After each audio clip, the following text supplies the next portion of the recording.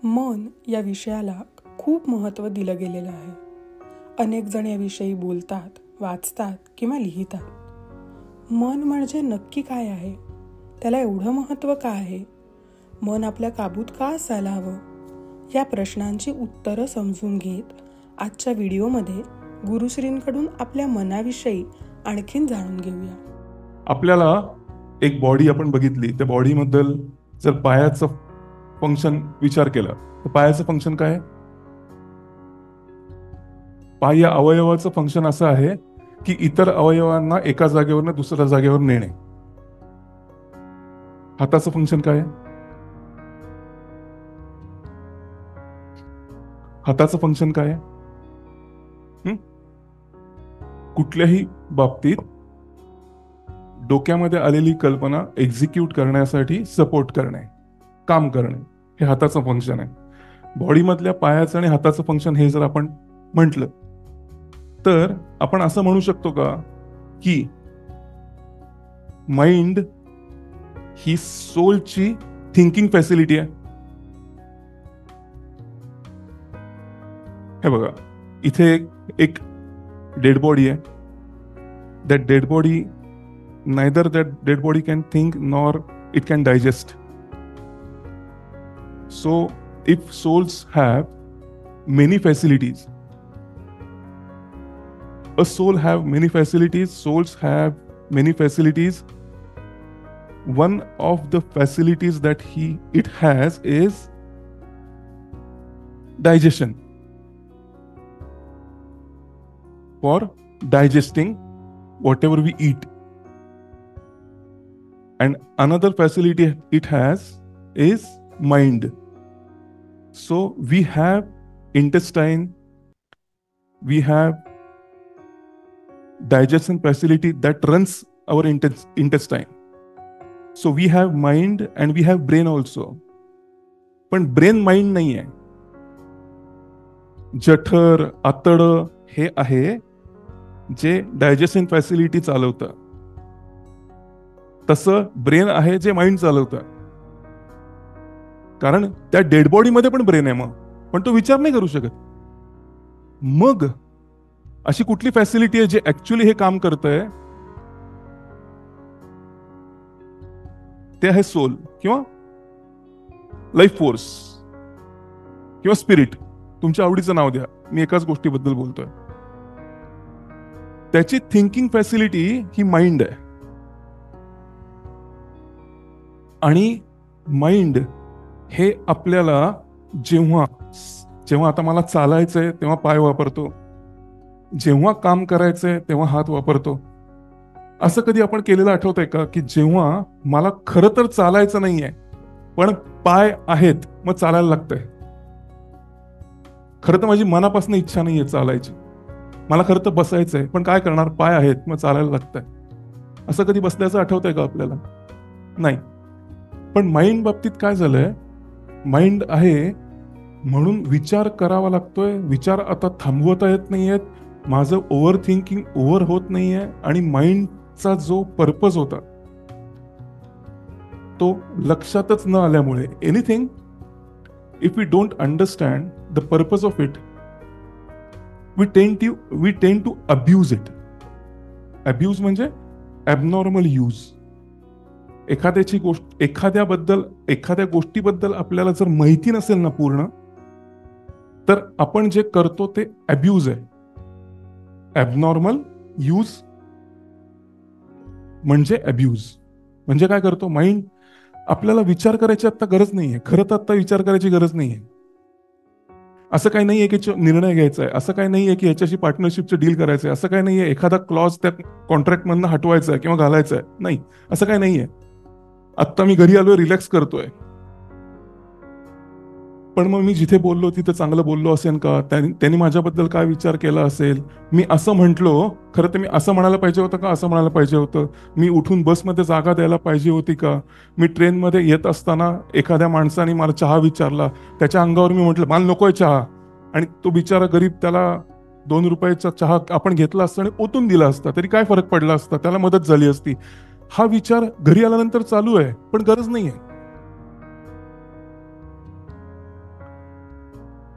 आता होतं असं, डेंजर हे आहे किंवा स्कोप फॉर इम्प्रूव्हमेंट हा आहे की जेव्हा आपण एखाद्या देशाचं टॅक्स पेयर्सनी पे केलेलं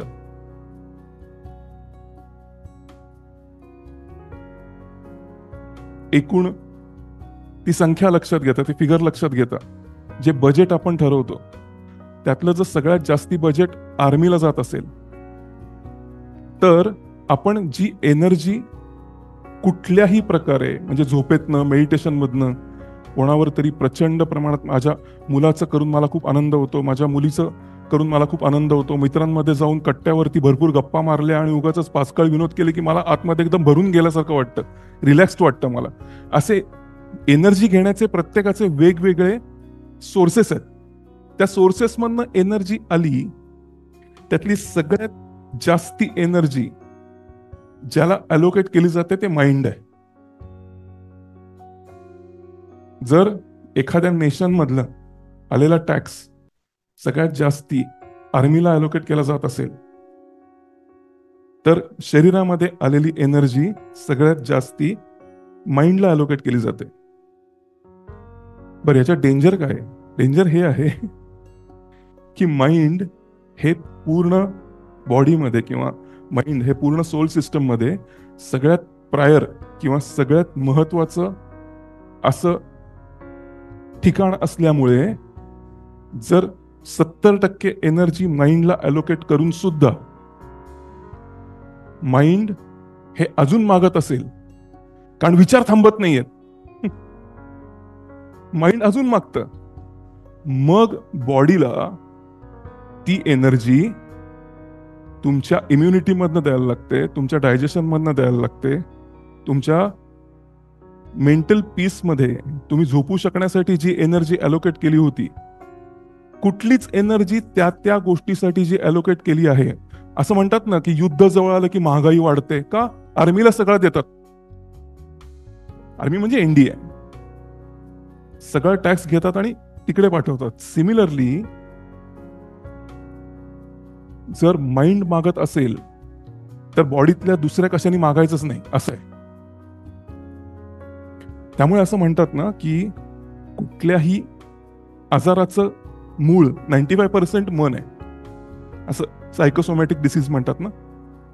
त्याचं कारण काय आहे? त्याचं कारण हे आहे की माइंडला जर एनर्जी पाहिजे तर कुठनंही पुरवलीच जाते, म्हणजे असा प्रोग्रॅमिंग आहे. जर हे खरं आहे तर आपण आपल्या मनाने जर एनर्जी चोरायला सुरुवात केली आहे, जी अदरवाईज कंट्रीमध्ये, एखाद्या नेशनमध्ये हे रस्ते बांधायला, हे एज्युकेशनला, हे हेल्थ केअरला, असे जिथे जिथे बजेट दिले होते ते सगळं बजेट जर इंडियाला लागायला लागलं तर मग हेल्थ केअरनी काय करायचं? सिमिलरली जर माइंडनी सगळी एनर्जी घ्यायला लागली तर अन्न पचवायचं कसं? मग ऍसिडिटी कशी थांबवायची? मग पोटामध्ये अन्न पचलं नाही तरचे जे डिसीजेस आहेत ते बरे कसे करायचे? कारण इम्युनिटी पण नाहीये, तिकडचं पण माइंड नेत आहे. आता माइंड हा विषय महत्वाचा होत जातो. मला कायम प्रश्न पडायचा की मला आई सांगायची की मनाचे श्लोक वाच. मनाचे का असं मला वाटायचं ना, एवढं लिहिण्यासारखं आहे, विषय एवढे आहेत, मनाचे श्लोक का? नंतर मिळालं उत्तर, जे मी आता तुम्हाला सांगितलं थोडक्यात. मन आलं कंट्रोल मध्ये की सगळं लाईफ येतं कंट्रोल मध्ये. इमॅजिन करा, हे मला म्हटले की तुमच्या ब्लेझरची बटणं उघडी आहेत, फार चांगलं नाही दिसत आहे, आणि मी ठरवलं याच्यावर नाही रागवायचं. लाईफ बघताय का तुम्ही रोज कसं होईल की आपण ठरवतो इथे कुठल्या इमोशनला एम्प्लॉयमेंट द्यायची, कुठल्या इमोशनला एम्प्लॉयमेंट द्यायची आपण ठरवतो. लाईफ कसं असेल? तू आता काहीतरी पाचकाळ विनोद कर, तरी मी मोठ्यांदा हसणार आहे, खूप मजा घेणार आहे, ठरवता येतच. तू किती चांगला विनोद कर, मी मख्ख चेहऱ्याने उभं राहीन.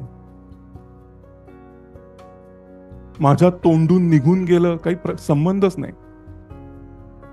मला खरं तर असं म्हणायचं नव्हतं, मला खरं तर रडायचं नव्हतं, पण त्याच्यासमोर रडू आलं. मला खरं तर खूप रडायचंय, पण रडूच येत नाहीये. पूर्ण माइंडला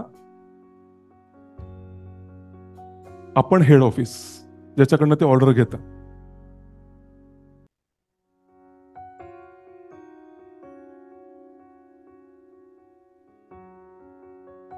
जर हे केल्याने तुम्ही असा विचार करा ना, पुढचा 1 तास मी म्हंटल माइंडला विचार कर. त्यांनी विचार केला की हा गुरुश्री आता काय काय म्हटले, त्यातलं काय काय घेऊन जायचंय, त्यातलं कुठे काय अप्लाय करायचंय. हा, मी माझ्या मुलीशी असं वागते, मी आता ना माझ्या मुलीला डायरेक्ट इन्स्ट्रक्शन देणार नाहीये, कारण मला आत्ताच कळलंय की ती हायपर ऍक्टिव्ह नाहीये, ती फ्युचरसाठी तयार होतीये. एका ठिकाणी बसत नाही, अभ्यास करायला एका ठिकाणी नको. किती वेळा सांगितलं की एका ठिकाणी बसून पुस्तक वाच, आणि ती उड्या मारते इकडून तिकडे, इकडे लटकूनच अभ्यास करायचा आहे, तिकडे चढून अभ्यास करायचा आहे, गादीवरती लोळत अभ्यास करायचा आहे. तिची ती पद्धत आहे, कारण लोळल्यानंतर ती स्कोर चांगला करते. तर पुढचा 1 तास मी मनाला विचार करायच्या वेळेला विचार करायला लावेन. नंतर जेव्हा गुरुश्री बोलतील तेव्हा त्यांचं ऐकायला लावेन, की मनाला सांगेन पूर्ण लक्ष कानाकडे दे. जेव्हा गुरुश्री बोलायचं थांबतील तेव्हा 1 तासात ते जे बोललेत ते सगळं मी रिकॉल करेन. आणि रिकॉल करत असताना मी समोरनं कुणीही आलं तरी डिस्टर्ब होणार नाहीये, मी विचार करणार नाही त्याच्या शिवाय जे डोक्यात चालू आहे. असं पुढचा 1 तास गेला तर कसा होईल तो 1 तासाबद्दल काय असेल फिलिंग, पूर्ण तुम्ही म्हणाल तसं. तो 1 तासाची जर कल्पना आली तर दिवसाची करा, आणि तुम्हाला सांगायला आनंद होतो, तुमचं आयुष्य हे दिवसाच्या मल्टिपल मध्ये असतं. आयुष्य दिवसाचं बनलंय, त्यामुळे आयुष्यावर कंट्रोल घ्यायचा ना तर दिवसावर घ्यायचा. जर दिवसावर आला तर कसं असेल आयुष्य. म्हणून डोंट माइंड. माइंड हा जो विषय, डोंट माइंड हा जो विषय आहे, याचा सुचवायचा अर्थ असा, मनाच्या अधीन जाऊ नका. मनाला तुमच्या कंट्रोलमध्ये ठेवा. असे काही जण भेटतात बघा, मनाचा राजा आहे मी, मनात येईल ते करतो. याला मनाचा गुलाम म्हणतात.